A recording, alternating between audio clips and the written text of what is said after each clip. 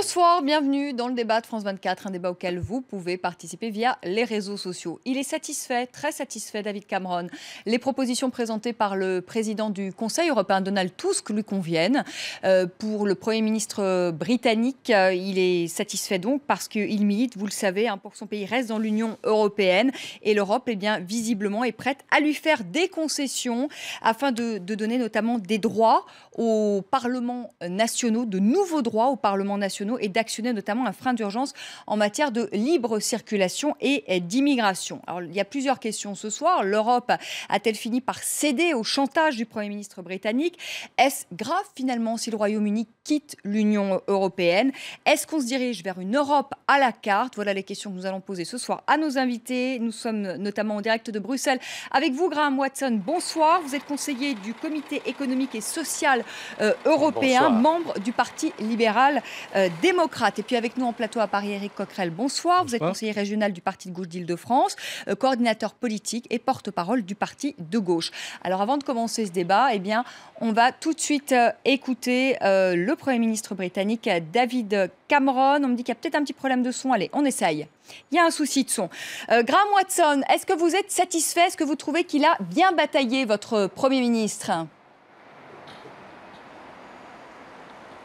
Il n'a pas atteint tout ce qu'il voulait, mais je pense il pense qu'il a atteint assez pour convaincre son parti. Et c'est surtout pour convaincre son parti, le Parti conservateur en Grande-Bretagne et la Chambre des communes, qu'avec cette base-là, avec cette petite renégociation, la Grande-Bretagne puisse rester au sein de l'Union européenne. Je l'espère fort bien. Pour le pays, pour le grand public, les conditions de rester sont moins importantes que le principe, mais il faut absolument que M. Cameron ait son propre parti derrière lui pour cette campagne. Alors on rappelle à nos téléspectateurs exactement ce qu'il a obtenu, David Cameron, une intégration, pas une intégration plus poussée au sein de l'Union européenne, on en reste en gros là où on en est, des droits nouveaux pour les parlements nationaux, il veut freiner l'immigration, il va même assez loin puisqu'il dit qu'il veut couper les allocations sociales aux ressortissants européens qui s'installeraient au Royaume-Uni s'ils sont trop nombreux, et il estime qu'aujourd'hui ils sont trop nombreux. Est-ce qu'il y aura quand même un référendum selon vous? Oui, il y aura un référendum. Est-ce qu'il peut le gagner? On ne sait pas. Personnellement, je pense que le plus vite qu'il le fait, le plus difficile ça pourrait être. Il faudra une fois qu'il s'engage avec le public britannique pour expliquer exactement ce que c'est l'Union européenne et pourquoi l'adhésion de la Grande-Bretagne est tellement importante. J'ai peur qu'il ne le fera pas, qu'il essaierait d'aller déjà au mois de juin. S'il arrive à un consensus avec les autres chefs d'État et de gouvernement ce mois-ci, il ira aux urnes au mois de juin et il essaiera de le gagner. Il est difficile, puisque nous avons eu depuis une quarantaine d'années un propaganda par les journaux contre l'Union européenne et franchement aussi les gouvernements conservateurs qui étaient toujours très très sceptiques. Mais on ira, on verra, et j'espère que pour la Grande-Bretagne qu'on restera, et aussi pour l'Europe. Oui, parce que vous, Graham Watson, on reste dans l'Europe, mais vous trouvez que ce qu'il a gagné, en tout cas David Cameron, que c'est plutôt pas mal. Éric Coquerel, est-ce que les Européens ont cédé au chantage des Britanniques? En tout cas, ils ont cédé aux conditions des Britanniques. Et moi, ce que je trouve intéressant dans la situation, c'est qu'on compare ce qui s'est passé avec la Grèce et ce qui se passe aujourd'hui avec la Grande-Bretagne. C'est plein d'enseignements. Avec la Grèce, grossièrement, M. Tsipras demandait un peu d'assouplissement sur la politique d'austérité, sur la dette, et il y a eu une fin de non-recevoir et on les a menacés du Grexit, la sortie de la zone euro. Et là, c'est l'inverse. C'est-à-dire que M. Cameron demande des conditions et menace l'Union européenne d'un Brexit si elle ne l'accepte pas. Bon. Les leçons que je tire de tout ça, c'est que, en réalité, je pense qu'il y a une vaste hypocrisie. C'est que les exceptions demandées par les Britanniques finalement justifient les règles européennes et les règles de l'Europe libérale. Plus de marché unique, signer des traités commerciaux type TAFTA, la restriction sur les migrants, qui, à mon avis, ne dérange pas aujourd'hui la plupart des capitales européennes, et notamment Bruxelles. Autrement dit, finalement, les conditions britanniques sont beaucoup plus solubles dans ce qui est aujourd'hui l'Europe libérale que ne l'étaient les demandes de M. Tsipras. C'est ça, à mon avis, l'enseignement qui est devant nous. Et le deuxième enseignement, et qui devrait nous intéresser, nous, Français, c'est que d'abord, l'Union européenne, ou que ce soit la zone euro, il y a toujours des intérêts nationaux, notamment des grandes puissances européennes, qui continuent à exister, à dominer, y compris pour l'électorat de chaque gouvernement. Et chacun a son plan B. La Grande-Bretagne avait aujourd'hui son plan B. Si demain, nous voulons changer et rompre avec l'Europe telle qu'elle est, parce que pour les raisons exactement inverses à celles de M. Cameron, l'Europe actuelle ne nous satisfait pas. C'est l'Europe, justement, du libre-échange, de l'austérité, du dumping, qui correspond bien aux intérêts allemands, mais pas français. Et bien, pour ça, il faudrait que, justement, nous soyons capables, nous aussi, d'avoir un plan B pour obtenir des choses. Voilà un peu les conclusions et les enseignements que je tire de ce qui est en train de se passer aujourd'hui entre Londres et l'Union européenne. Graham Watson, sur l'idée du chantage, j'ai entendu que ça vous gênait, mais c'est quand même une forme de chantage ce qu'a fait David Cameron. Il a dit, si vous ne cédez pas à mes exigences, nous, on quitte l'Union européenne. En tout cas, je militerai pour que le Royaume-Uni quitte l'Union européenne. C'est du chantage, ça? Non, je ne pense pas qu'on puisse parler du chantage. De temps en temps, les grands pays comme la France ou la Grande-Bretagne, ils ont des problèmes. Avec la France, c'était la chaise vide qui menait au compromis de Luxembourg. Avec la Grande-Bretagne, c'est cette petite renégociation que veut faire David Cameron. L'important, c'est que l'Europe reste unie.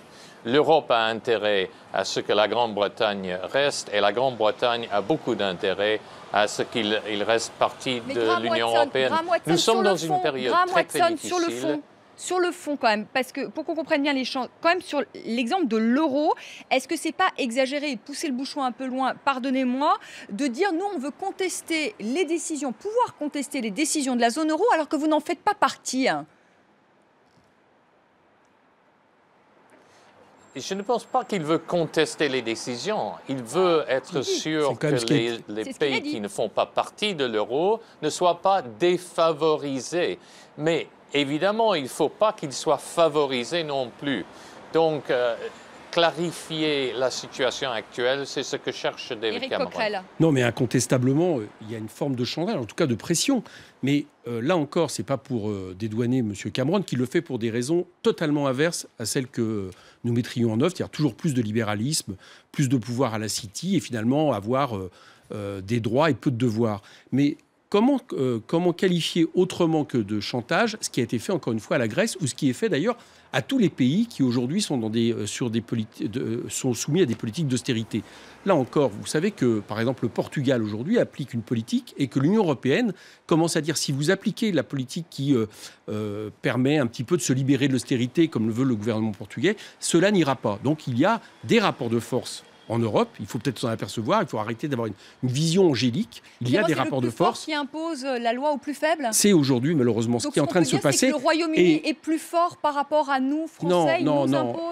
La différence, c'est que nous avons aujourd'hui un gouvernement et M. Hollande qui ne fait absolument pas respecter les intérêts de son peuple, les intérêts de la France.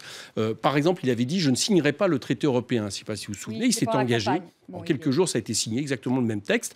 Et pour notre part, nous aimerions justement avoir un gouvernement et un chef d'État, et je pense que ça doit être au cœur de la prochaine présidentielle, qui soit capable justement, au nom justement d'une autre politique, du partage des richesses, d'une politique qui soit plus celle de l'offre, de l'austérité, etc., qui soit capable de faire entendre la voix de la France et de lui-même mettre une pression plus importante. Mais ce que M. Cameron a montré aujourd'hui, c'est que dans ces cas-là, il faut un plan B.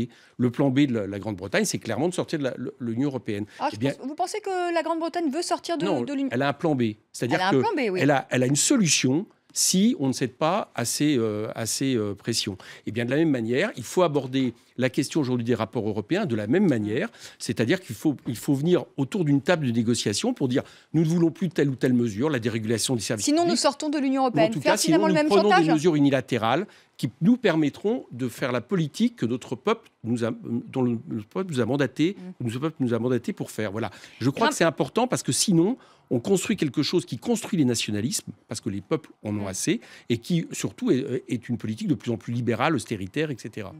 Graham Watson, sur la question de l'immigration, aujourd'hui la Grande-Bretagne dit qu'elle a trop de ressortissants européens sur son territoire et David Cameron a demandé à ce qu'il puisse couper les allocations sociales. Est-ce que vous allez dans ce sens-là? Vous dites que c'est une bonne chose? Non, nous avons 2,2 millions de Britanniques qui résident dans les autres pays de l'Union européenne. Nous avons 2,4 des autres qui résident en Grande-Bretagne. Donc l'équilibre, il est là. Mais ce que M. Cameron trouve difficile, c'est de payer des bénéfices sociaux aux enfants des travailleurs polonais, même si ces enfants-là restent en Pologne. Et les bénéfices sociaux en Grande-Bretagne sont beaucoup plus hautes que ceux en Pologne. Donc, évidemment, il trouve que là, il y a une certaine injustice. Je pense qu'il est important de discuter ces choses-là au niveau européen. On peut décider si M. Cameron a raison ou s'il a tort, mais une chose, c'est très important, et là, François Hollande insiste avec certitude, à mon avis, comme Angela Merkel, c'est qu'on ne peut pas changer les principes de l'Union européenne. Ce sont les principes de la liberté de circulation, les principes de la réciprocité entre les citoyens. Là, ce sont des choses importantes. On ne peut pas avoir une Europe à la britannique, on ne peut pas avoir une Europe à la française ni à l'allemande. L'Europe sera européenne. Donc, un compromis, il le faut. Mais en même temps, s'il y a des problèmes comme ça, il faut les discuter. Mais est-ce qu'on n'a pas déjà une Europe à la carte? Il y a des pays de l'Union européenne qui ne font pas partie de la zone euro. 19 appartiennent à la zone euro alors qu'on est 28. Est-ce qu'on n'a pas déjà une Europe à la carte avec la Suisse qui a d'autres législations? On le voit, la Norvège, on pourrait citer le Royaume-Uni. Nous avons toujours eu une Europe à la carte, mais quand vous allez au restaurant, madame, c'est beaucoup mieux avoir le choix de le faire à la carte, de devoir prendre un menu déjà fixe. L'Europe à la carte, ça a été toujours le cas pour tous les États membres. Et je ne vois rien de problématique avec une Europe à la carte. L'important, c'est que tout le monde soit prêt à déjeuner ensemble et à payer son parti de l'addition après. Enfin, le Royaume-Uni ne veut pas toujours payer l'addition. Hein. I want my money back. Hein. Je veux mon chèque en retour. Oh, il ne veut pas toujours payer l'addition. Chaque pays, madame, quand il s'agit des négociations, essaye de payer moins, mais la Grande-Bretagne paye l'addition avec le reste. Non, là, l'important en ce moment de difficulté pour l'Europe, c'est que nous restons ensemble, car nous avons des défis auxquels on doit faire face dans le monde, où nous avons besoin de 28 pays travaillant ensemble au sein de l'Union européenne. Et c'est ça que veut M. Cameron, même si certains dans son propre parti le contestent et préféreront que la Grande-Bretagne sorte de l'Union européenne. Éric Coquerel, sur cette idée d'une Europe à la carte, est-ce que vous pensez qu'on en est là aujourd'hui? Est-ce que vous dites finalement c'est pas gênant? Parce que finalement ce que dit Graham Watson, il dit que comme vous allez au restaurant, finalement il vaut mieux avoir le choix. Ou au contraire, une Europe à la carte, c'est aller vers une dislocation selon vous de l'Europe? Non, c'est quelque chose qui est juste incompréhensible. Mais c'est les impasses actuelles de l'Union européenne. C'est pour ça que cette Union européenne-là, elle ne pourra pas longtemps continuer à fonctionner ainsi. Parce qu'elle sera rejetée par les peuples, parce qu'on voit bien, elle fait une politique... Monsieur Watson dit il n'y a pas l'Europe britannique, il n'y a pas l'Europe française, il n'y a pas l'Europe allemande. Moi, je pense, par exemple, dans la zone euro, aujourd'hui, il y a une Europe allemande. C'est-à-dire qui, très clairement, fait une politique, que ce soit celle de l'euro fort, que ce soit celle de la politique d'austérité, de politique monétariste, qui satisfait les rentiers allemands, c'est-à-dire l'électorat de Mme Merkel, mais qui ne correspond pas aux besoins de la France, de l'Espagne ou de l'Italie, etc. Donc, cette Europe-là, aujourd'hui... cette Union européenne-là, plus globalement, y compris avec, on le voit, des pays qui peuvent être à géométrie variable, qui peuvent prendre un peu, laisser le reste, c'est quelque chose qui ne peut pas fonctionner. Et c'est pour ça que, pour notre part, justement, au nom d'une coopération européenne qui serait nécessaire, nous disons que ces traités organise très certainement un grand traité de libre-échange dans lequel le dumping généralisé est malheureusement permis, dans lequel il n'y a aucune harmonisation sociale et fiscale. Et vous savez par exemple que c'est une des conditions des Anglais pour que, rester en Europe, qu'il n'y ait pas d'harmonisation sociale et fiscale, mais ça fait largement l'affaire malheureusement de l'Allemagne et de Bruxelles aujourd'hui. Donc cette Europe-là aujourd'hui ne fait que finalement qu'entraîner la plupart des peuples européens vers le bas. On rogne sur les acquis sociaux au nom de la construction européenne. Donc on voit bien que ça ne peut pas être le projet d'avenir qui serait nécessaire. Et c'est pour cela que, pour des raisons exactement inverses, je le répète, à celle de M. Cameron, qui lui est pour toujours plus de libéralisme, plus de pouvoir à la City, sans avoir les inconvénients d'un euro fort, eh bien nous pensons qu'il faut s'exonérer de ces traités pour reconstruire autre chose. Parce que tant qu'on reste là-dedans, on aura une situation où on est aujourd'hui en train de négocier avec la Grande-Bretagne, finalement, la possibilité pour elle de prendre et puis de laisser tout ce qu'il a la désavantage, y compris en ayant une politique, y compris sur les migrants, j'écoutais ce que monsieur Watson disait, y compris en ayant une politique quand même assez étonnante et évidemment égoïste par rapport à la question des migrants. Un dernier mot, Graham Watson, à ce que vient de dire Éric Coquerel, que finalement ça vous arrange bien, cette Europe libérale, vous en tirez des bénéfices et dès qu'il s'agit de plus de solidarité, de partage, la Grande-Bretagne est moins présente.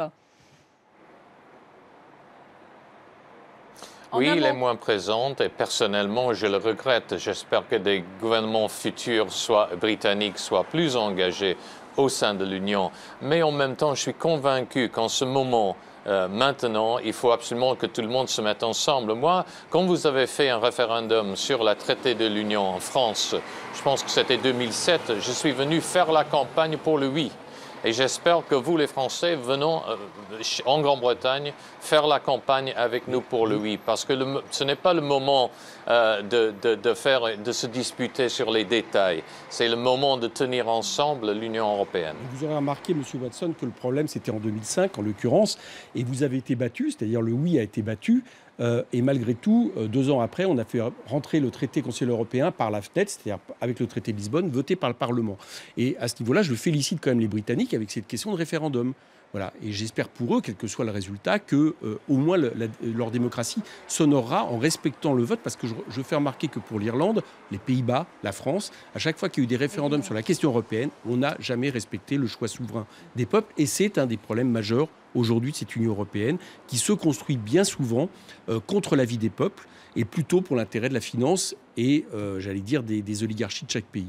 Merci beaucoup, merci à tous les deux d'avoir participé à ce débat. En tout cas, ce que je peux vous dire ce soir, eh bien, ce que François Hollande a dit, c'est très bien ces négociations, c'est très bien ce qu'il a obtenu, David Cameron, mais ça va s'arrêter là et qu'il n'y aura pas de nouvelles négociations au Conseil européen. C'est ce qu'il a dit. Oui, dans ces cas-là, M. Cameron doit continuer à persévérer, ce qu'il aura encore plus. À chaque fois que M. Hollande a dit ça, il n'a pas résisté très longtemps. Mais on verra bien. Merci Éric Coquerel, merci beaucoup Graham Watson d'avoir été avec nous depuis Bruxelles. Tout de suite, le rappel des titres et le second débat de la soirée sur France 24.